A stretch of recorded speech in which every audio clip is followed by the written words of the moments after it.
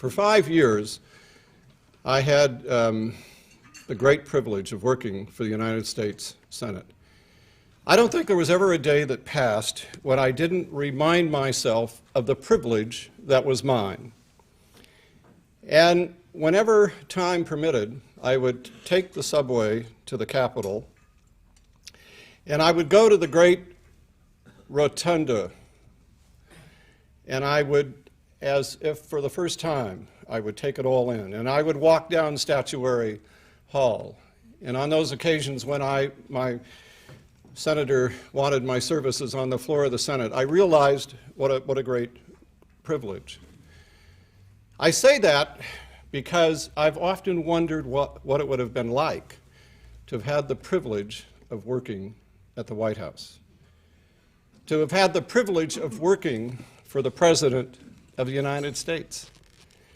I don't think in this life there are any privileges much greater than the privilege of working for the President of the United States.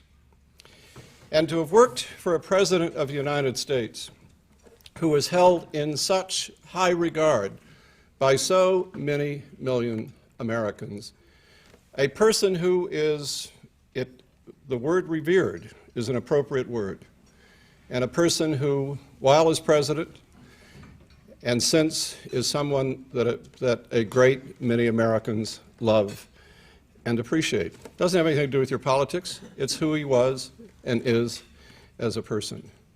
Our guest today has known Ronald Reagan for 30 years, and for 30 years has been one of the closest confidants to President Reagan. Someone said to me today, called me, and said, I don't know that the public fully appreciates how close this person was and how important he was to the President of the United States. He's written this wonderful book, A Different Drummer, which will be available afterwards, and he will be happy to sign. But for now, I want you to join with me in welcoming a very, very special man, the former Special Assistant to the President of the United States, Mr. Michael Deaver.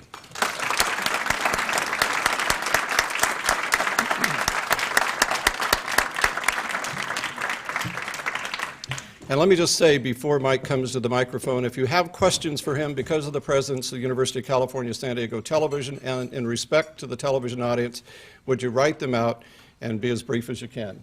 Thank you, sir. Thank you. Thank you, George, for that very, very generous introduction.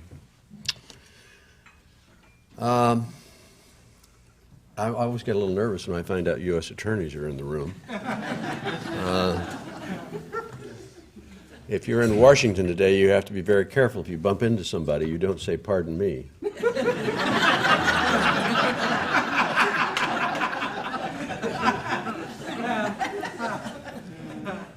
I think I'll start with a story that Ronald Reagan used to tell after a generous introduction like that, and it was a story about a man from the Middle West who had come to a town 50 or 60 years before and had been very successful and important to the town. And finally, when he was 90 years old, they gave a dinner for him, and speaker after speaker got up and told about his accomplishments and their gratitude for all of his contributions.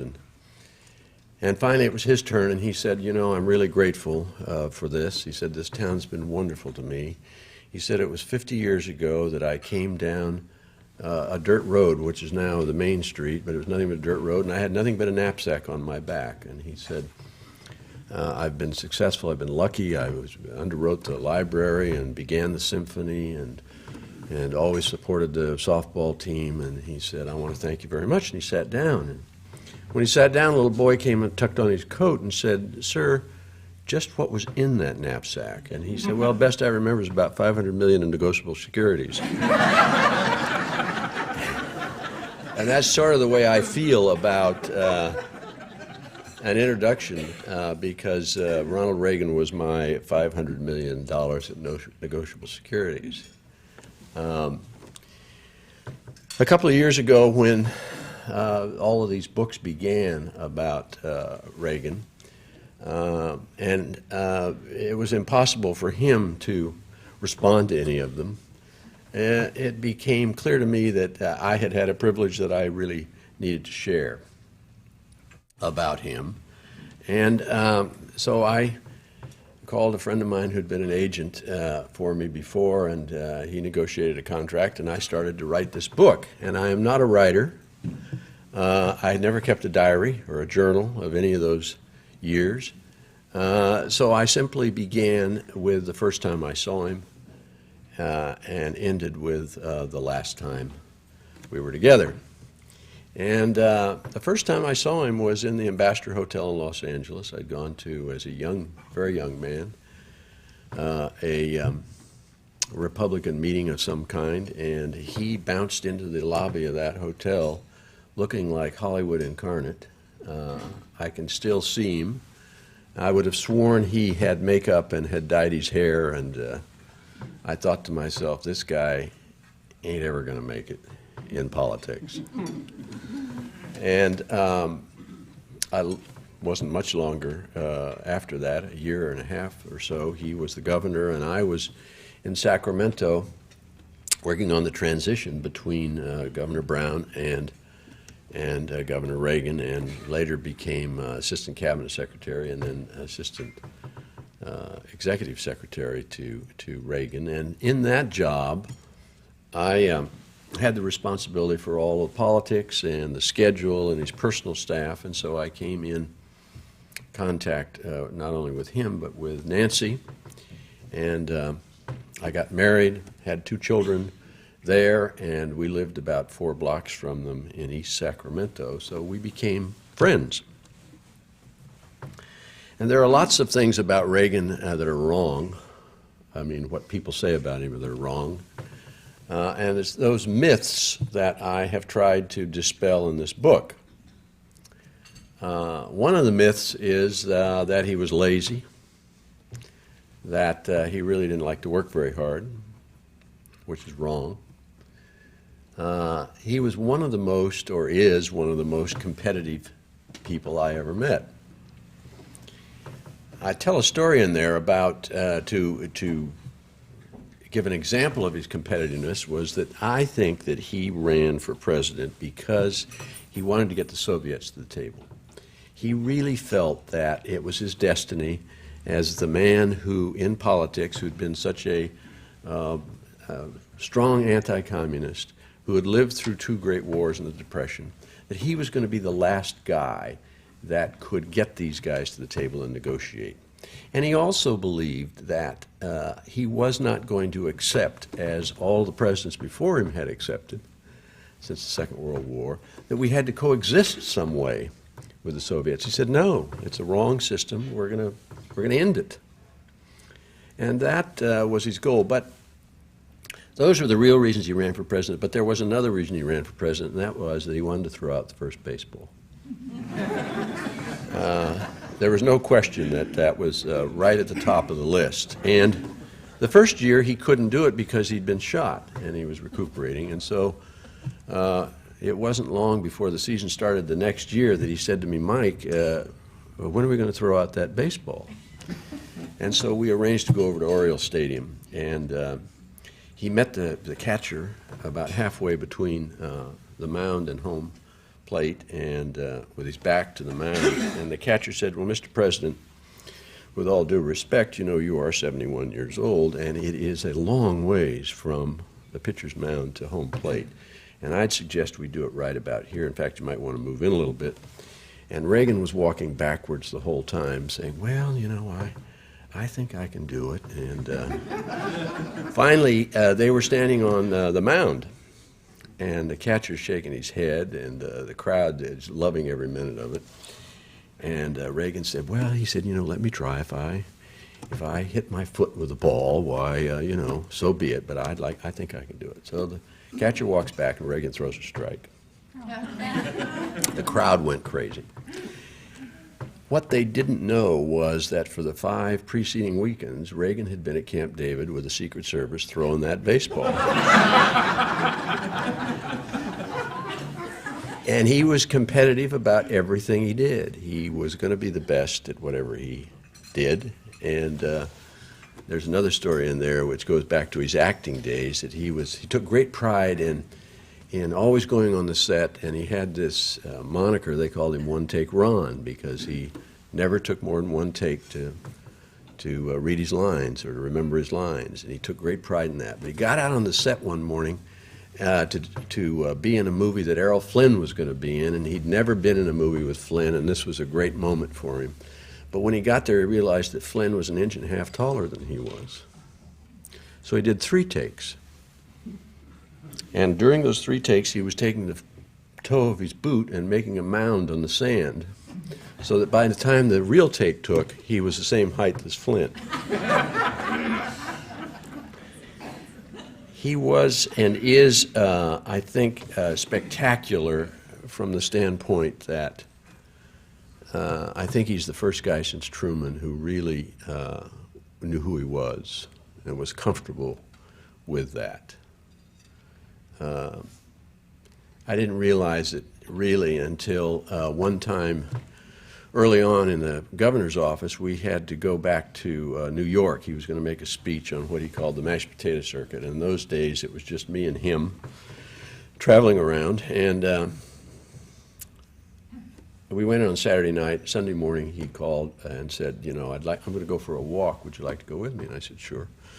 And we took a couple of steps out of the Waldorf, and there's a little crowd of people around us. And there's a funny little guy with one of those spiral notebooks, you know, you used to buy for a dime, and a pen. And he said to Reagan, I've seen you on television, I've seen you in the movies, Ray Milland. And Reagan signed it Ray Milland and handed it back to him. And we walked on, and I said, Governor, why didn't you tell that guy who you are? And he said, well, I know who I am. And that was the end of the discussion. It was, this was not a guy who would change to earth tones or part his hair on the other side of his head in order to try to get through to the American people. He just, I say in the book that I used to criticize some of his clothes that he wore. And we came home from a party one night. Reagan's had been, and I said to Carolyn, getting undressed, God, did you see that coat he had on tonight? She said, well, yeah. I said, well, my God, you know, it's pure Hollywood white coat. She said, Mike, you're always talking about the clothes he wears. You need to understand that nobody looks at his clothes. They're looking at his face the whole time. And, or seeing something else about him. And that was very true. He had, as most of us know, a wonderful sense of humor. We discovered that when he was shot, with the grace and the humor that not only Americans were able to see, but the world saw in Reagan. And Edmund Morris in his book talks about the change in Reagan as a result of the shooting, when he describes this cold blood that was put into him in the hospital. And of course, the surgeons who performed that surgery have written letters to the Washington Post saying it was nonsense. There was no way he was changed by that. And his own White House physician has written those letters. But it persists that there was maybe something wrong with him, that the Alzheimer's began earlier in the White House. And I don't believe it. I was there the entire time in the White House, in the hospital, and with him in the White House for another 4.5 years after the shooting. I never saw anything like that. What I did see was a resolve that he developed after the shooting to rely on his own instincts. We had been upstairs in the residence of the White House when he was recuperating for about a week and a half or 2 weeks. We would have the senior staff meetings and the national security meetings over in the Yellow Oval Room in the White House, because he wasn't obviously going to be coming over to the Oval Office. And the first meeting we had, he pulled out of his bathrobe a 3-page legal pieces of paper that he'd written on in the hospital, and he'd written a letter to Secretary Brezhnev. And he said, you know, I wrote this letter, and he gave it to the national security people and said, you guys read it and let me know what you think. And they came back in 3 or 4 days, and they turned it over to the Kremlinologists in the State Department, and they had totally rewritten the letter. And Reagan read it and said, well, you know, maybe they're the experts, maybe they know what's right. And I said, you know, those guys have been screwing this thing up for 40 years. You're the guy that got elected. Why don't you just send the letter? And everybody left, and we went back into his study on the second floor there. And he had some papers to send back over to the Oval Office, and he stopped and he said, you know, I want to thank you. He said, I think there was a reason I was spared, and I'm going to continue now to rely on my own instincts more. And he did. He got, not only did he rely on his own instincts, but he became increasingly more stubborn about the things that he believed strongly in. Reagan was unlike all of us, most of us, in that he took the long view of things. Most of us as political animals respond to what's above the fold in the Washington Post or the New York Times or what's on the CBS Evening News. Reagan never saw that. Or if he saw it, it was not something that affected him. He was always sort of looking over our heads.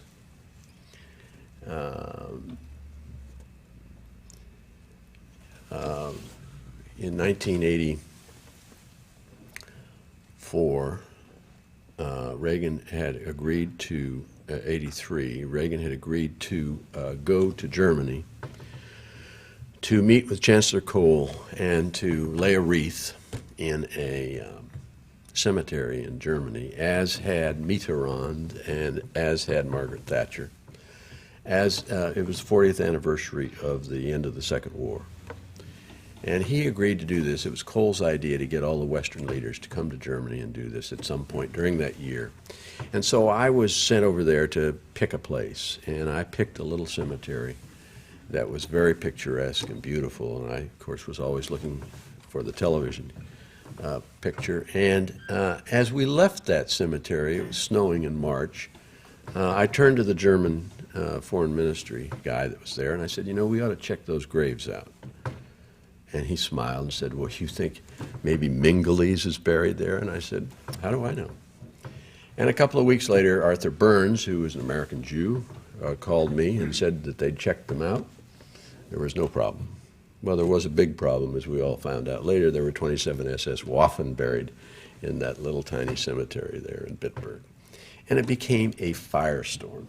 And it was my responsibility. And so I kept flying back and forth to Germany to try to figure out ways to sort of soften this, if I could. And I was exhausted about 3 days before he was to fly over there. I went to go back to Bonn and meet with Chancellor Kohl on some things. And it must have been 11:30 at night. I was in my car on my way to Andrews to get a plane and go fly to Bonn overnight, when the telephone in the car rang, and the White House operator said, the president wants to see you. And I said, see me? I said, I'm in my car. It's 11:30 at night. I'm getting ready to fly to Europe tonight. Put him on the phone. And she said, just a minute. She comes back and she said, he knows where you are. He wants to see you. So I said, all right, turn around, drive all the way back to the White House, get there about 12:30. He's standing by the elevator with his pajama and robes on and takes me into his den, a little study there, and shuts all the doors. Doesn't offer me a seat. He said, now I know where you're going, and I know what you're going to do. You're going over there to try to get Chancellor Kohl to call me on the phone and cancel this visit because you're worried about me. But he said, I don't want you to do that. If history, he said, if we cannot reconcile after 40 years, then it wasn't worth the war. I'm going to Bitburg, and history will prove us right. I got in the car and went back, and he came, and it was a very, very emotional, sad trip. But it was one of those instances where he said, you know, I'm going to take the long view of this. And there was not a bigger firestorm, I don't think, until Iran-Contra in his White House years. Let me just conclude my remarks by describing, if I may, my last visit with him, which was 3 years ago. And Nancy had told me that she was going to restrict visits with him, that she really wanted to respect him by only allowing the family. And I understood that. And so I went to Los Angeles, and he was in his office. And I came into the office. He was sitting behind the desk. He looked pretty good. But when I came in, he never looked up. He was seated, obviously looking at something. And I came over and sat down in a chair by the desk, and he didn't look up or recognize me or indicate that I was even in the room. And so I said, "What are you reading?" And very slowly, he looked up and said, "A book." When I looked, it was a picture book of horses. And he was looking at a picture of Traveler, which was Robert E. Lee's horse, studying it. He immediately went back to that. And I could see that he was obviously somewhere in another world, seemed to be comfortable, serene, as always. But I was not part of that. And so I said my goodbyes and left. And as I left, I remembered, and I say this in the book, that all of those hundreds of thousands of miles that we logged together around the country and around the world, I usually always had a book, because I love to read. And he was forever plowing through papers and briefing papers and research on economics or whatever it was he was reading, and never saw him with a book. And he would say to me, and when we'd break for a meal, gosh, he'd say, you know, I wish I could read like you do. I love to read too, but he said, I got to read all of this stuff. He said, you know, Nell, my mother, his mother, he said, Nell always said, you never be lonely if you like to read. And that's what I thought. That's probably where he was at that particular point. Subsequent to that, about a year ago, I guess, at 1 o'clock in the morning in Washington, D.C., the telephone rang, and Carol and I were asleep, and I answered the phone, and it was Nancy, and she said, I know I've wakened you. I know it's 1 o'clock in the morning and late back there, but I wanted to let you know that Ronnie and I were sitting here in the den, and he had dozed off and woke up and looked at me and said, where's Mike Deaver? So someplace in there, you know, there's still a connection. And I talk about that connection and this tremendous, as George talked about, privilege. Bob Haldeman, when Ronald Reagan was elected in 1980, lived in Los Angeles and called me and said, I'd like to take you to lunch. And I didn't know Bob Haldeman really very well. And we went to lunch, and he told me a lot about the White House and what it was like and how it worked. And then he said, what job are you going to have? And I said, well, you know, Bob, I don't think I'm going to go. I've got small children, and I don't want to go to Washington anyway and go through all that. And he said, well, you're crazy. He said, there have only been 40 presidents, and each one of them have had one guy, and you're going to be that guy. And I thought, geez, after all you've been through, public humiliation and prison. But there is something to that great privilege. People have asked me on this book tour, particularly interviewers, what was the proudest moment of your life, the happiest moment with Ronald Reagan?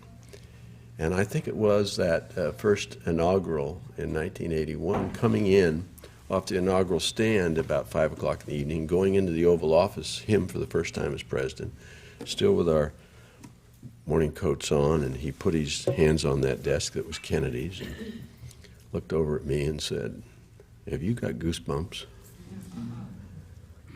And then he said, "Where's your office going to be?" And I said, "Oh, I don't know." I said, Meese and Baker kind of carved this place up, but I'll find a place pretty soon. And he said, "Well, come here." And he opened up the door, and right off the Oval Office is a little area which we've read a lot about in recent years. And there's what they call the president's study, and it has a fireplace and a terrace. It's a magnificent little office. And he said, "Take this. This can be your office." And I said, "Oh, God, Mr. President." I said, "Where are you going to go when you want to get out of the Oval?" And he said, "Mike, I've tried for 20 years to get that round office. Why would I want this little square one?"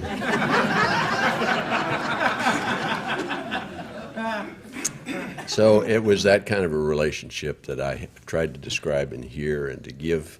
There's no policy statement. I don't talk about policies in this book. I just talk about my remembrances of those 30 years and hope that through that people will get a better picture of the heart and soul of Ronald Reagan. So thank you very much for inviting me. And it's